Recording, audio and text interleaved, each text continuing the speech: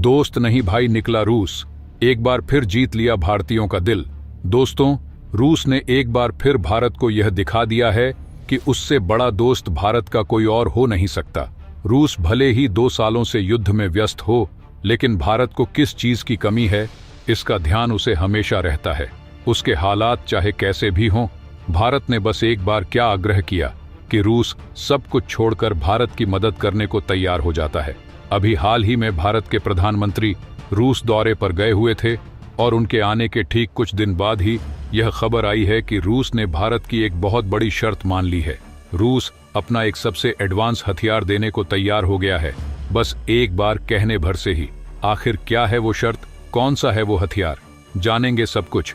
लेकिन वीडियो में आगे जाने से पहले दोस्त रूस के लिए वीडियो को लाइक करते हुए कमेंट बॉक्स में जय हिंद जरूर लिखें।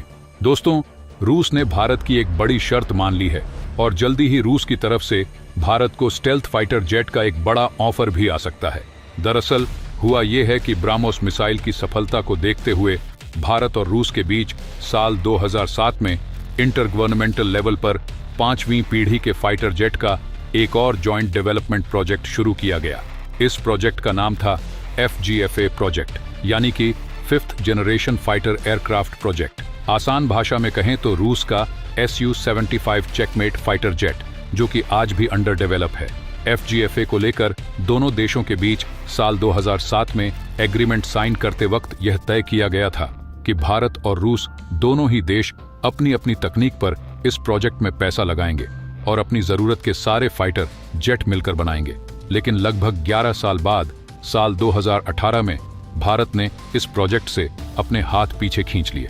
ऐसा इसलिए क्योंकि Su-75 के इंजन और स्टेल्थ डिजाइन में आ रही कुछ इश्यूज को लेकर भारत को यह चिंता थी कि FGFA अंडर बन रहे Su-75 में वो क्षमताएं नहीं होंगी जो कि एक 5वीं पीढ़ी के फाइटर जेट में होनी चाहिए। हालांकि भारत ने यह प्रोग्राम छोड़ते वक्त रूस को यह वादा किया था कि भारत भविष्य में रूस से इस फाइटर जेट को जरूर खरीदेगा, लेकिन इसके लिए रूस को भारत की शर्त मानते हुए अपने Su-75 में भारत के हिसाब से कुछ बदलाव करने पड़ेंगे। जिसके बाद अब खबर निकल कर आ रही है कि रूस ने भारत की शर्त को मान लिया है। बस फर्क सिर्फ इतना है कि यह शर्त रूस ने Su-75 के लिए नहीं बल्कि Su-57 पर लागू की है। मतलब कि ये बदलाव Su-75 फाइटर जेट में नहीं किए गए हैं बल्कि Su-57 में हुए हैं। सबूत के लिए आप सभी लोग अपनी स्क्रीन पर इस आर्टिकल को देख सकते हैं, जिसके अनुसार रूस ने अपने Su-75 फाइटर जेट को इंडिया स्पेसिफिक चेंजेस के साथ अपडेट किया है और अब जल्दी ही रूस अपने Su-57 को दोबारा से भारत को ऑफर कर सकता है। रिपोर्ट्स के मुताबिक रूस ने भारत के इंजन वाले कंसर्न को दूर करने के लिए अपने Su-57 में AL-41F इंजन को हाई पावर AL-51F1 इंजन से रिप्लेस कर दिया है, जो कि अब और ज्यादा थ्रस्ट प्रोवाइड करेगा और ज्यादा फ्यूल को कंज्यूम किए बिना Su-57 पहले से और ज्यादा स्पीड से उड़ने में सक्षम हो जाएगा। इसके साथ ही स्टेल्थ कैपेबिलिटीज को बढ़ाने के लिए रूस ने रेडार एरिया के साइड में एंगल को एडजस्ट करके 90 डिग्री का कवर सेट किया है। साथ ही अपने इंजन में एक फ्लैट नोजल को एक वेरिएबल थ्रस्ट वेक्टर के साथ इंस्टॉल किया है, जो कि रेडर क्रॉस सेक्शन को कम करने में और स्टेल्थ फीचर्स को और ज्यादा इंप्रूव करेगा। रशियन एरोस्पेस का कहना है कि Su-75 के बदले Su-57 में ये सारे बदलाव इसलिए किए गए हैं क्योंकि Su-75 Su-57 के ऊपर ही बेस्ड है और अगर Su-57 में बदलाव किए जाते हैं तो Su-75 में भी बदलाव करना और ज्यादा आसान हो जाएगा। Su-57 के सभी बदलावों को Su-75 इनहेरिट करेगा। रूस डिफेंस मार्केट इस वक्त काफी ज्यादा लॉसेस फेस कर रहा है और इसलिए लॉसेस को रिकवर करने के लिए रूस डिफेंसिंग का यह भी कहना है कि रूस भारत को दोनों फाइटर जेट के ऑप्शन भी दे सकता है।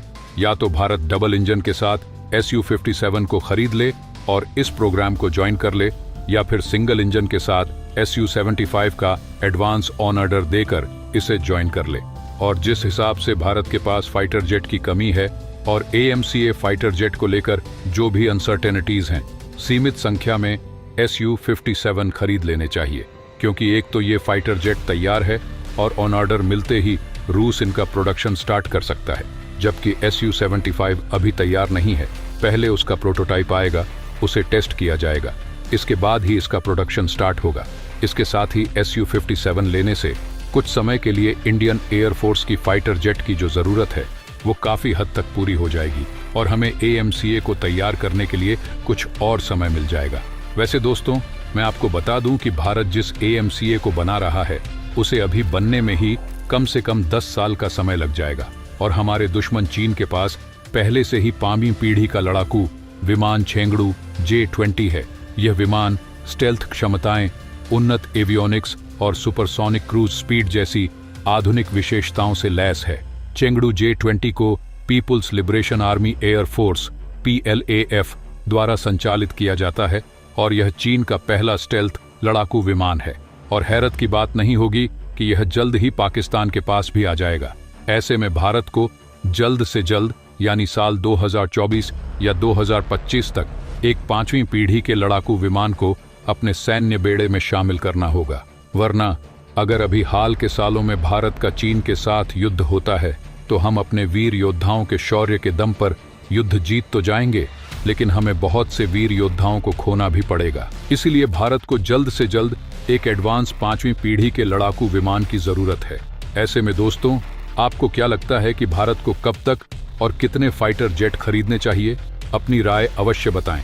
आज आप चुप रहेंगे तो याद रखिए, चीन हमसे ज्यादा ताकतवर हो रहा है। तो अगर आप चाहते हैं कि भारत का सैन्य बेड़ा भी मजबूत हो तो अपनी राय अवश्य दें। भारत और रूस की दोस्ती के लिए वीडियो को लाइक करते हुए कमेंट बॉक्स में जय हिंद लिखें। चैनल को अभी तक सब्सक्राइब नहीं किया है तो सब्सक्राइब कर लें। मिलते हैं अगले वीडियो में। जय हिंद, जय भारत।